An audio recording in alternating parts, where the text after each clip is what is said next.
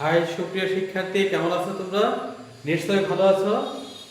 আমি নুরুল ইসলাম শিকদার, প্রভাষক, রাজাবাড়ী কলেজ, মির্জাপুর, টাঙ্গাইল।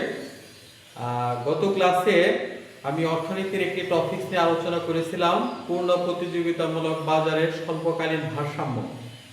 তো এটার অর্ধেক আলোচনা করেছিলাম। আজকে বাকি ক্লাসটা নেব। তোমরা মনোযোগ সহকারে খেয়াল করো প্লিজ, স্ক্রিনের দিকে তাকাও প্লিজ।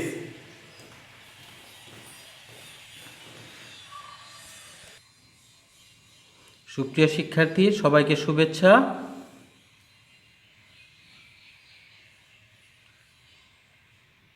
স্ক্রিনে তোমরা কি দেখতে পাচ্ছ? ছবিটির দিকে লক্ষ্য করো।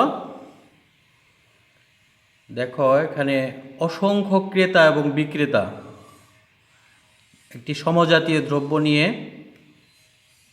তারা দর কষাকষি করছে।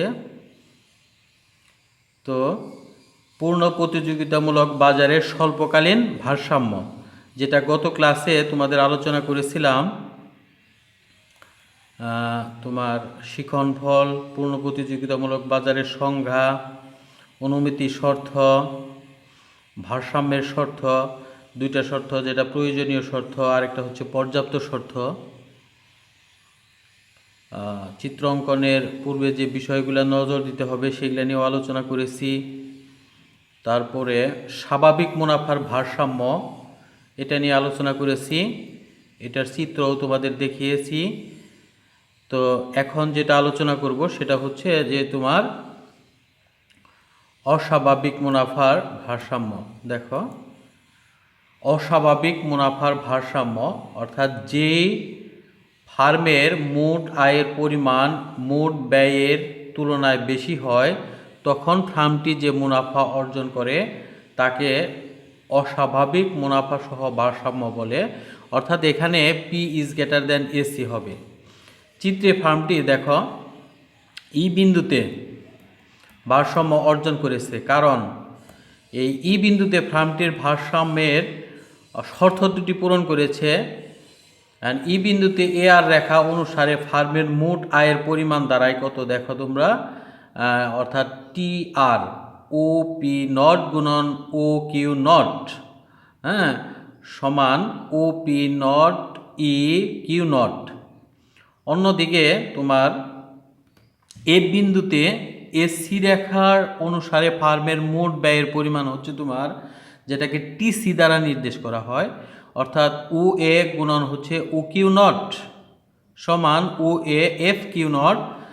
সুতরাং মোট মুনাফার পরিমাণ এখন দাঁড়ায় এখানে কি দেখো তোমরা চিত্রে লক্ষ্য করছো, এখানে কি দাঁড়াতেছে, পাই ইকাল টু হচ্ছে কি তোমার টিসি মাইনাস হচ্ছে কি তোমার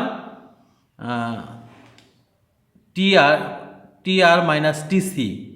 অর্থাৎ এখানে O P naught E Q naught minus হচ্ছে O A F Q naught. তাহলে আমাদের মুনাফার পরিমাণ দাঁড়ায় F P naught E F. তো শিক্ষার্থী, তোমরা নিশ্চয় বুঝতে পেরেছ এখানে মুনাফার পরিমাণটা, এটা হচ্ছে তোমার কি তোমার অস্বাভাবিক মুনাফা, যেটা আর কি অস্বাভাবিক মুনাফা। ঠিক আছে, চিত্রটা লক্ষ্য করছো? তাহলে এসি রেখাটা যখন নিচ দিয়ে যাবে, লক্ষণীয় দেখো তোমরা, এসি রেখাটা যখন এই নিচ দিয়ে যাবে তখন তোমার এই এসি রেখাটা যখন এই নিচ দিয়ে যাবে তখন এটা অস্বাভাবিক মুনাফা অর্জিত হবে, যেহেতু এমসি রেখাটা উপর দিয়ে আছে। তো সুপ্রিয় শিক্ষার্থী, তোমরা নিশ্চয় বুঝতে পেরেছ। তো আরেকটা টপিক যেটা হলো কি তোমার, যে ক্ষতি স্বীকার করে। দেখো, পরবর্তীতে আমরা দেখি ক্ষতি স্বীকার করে, অর্থাৎ যে ফার্মের মোট আয়ের পরিমাণ মোট ব্যয়ের তুলনায় কম হয়, তখন ফার্মটি যে অবস্থার সৃষ্টি হয় তাকে ক্ষতি বা লোকসান সহ ভারসাম্য বলে। অর্থাৎ এইখানে হইতে হবে তোমার কি P less than AC, P less than AC. দেখো এখানে তোমরা লক্ষ্য করো,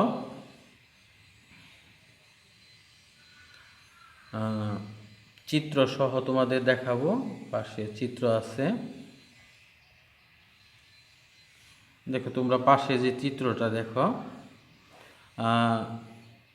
ও কিউ এবং লম্ব অক্ষ এবং ভূমি অক্ষে দেখো এখানে এমসি রেখা এবং এসি রেখা।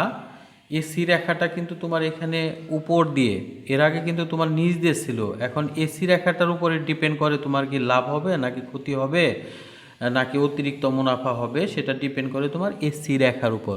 এই এসি রেখাটা কিন্তু তোমার এখন উপর দিয়ে গেছে আর কি, লক্ষণীয় চিত্রে দেখো।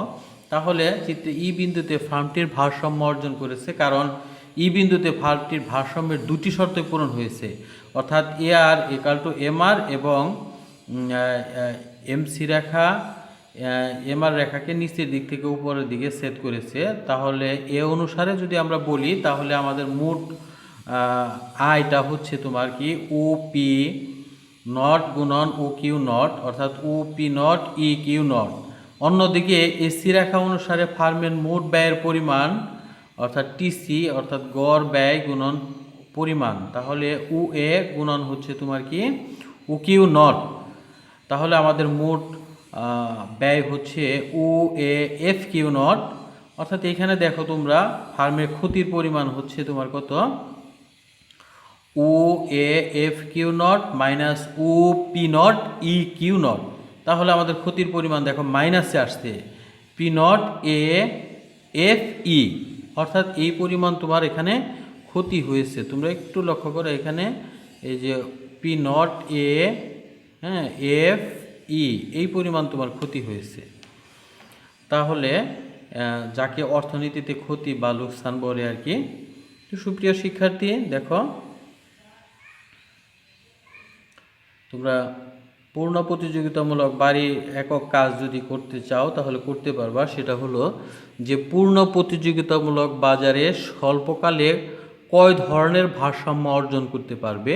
আমি কিন্তু দুইটা ক্লাসে তোমাদের এই বিষয়গুলো আলোচনা করেছি, বাসায় আবার তোমরা একটু দেখবা এবং তোমাদের তো বই কিনতেই বলেছি, তোমরা বইগুলা ফলো করবা, তাহলেই দেখবা যে বই আর লেকচার যদি একসাথে তুমি দেখো তাহলে তোমার কাছে এই বিষয়গুলো খুব ইজি মনে হবে আর কি।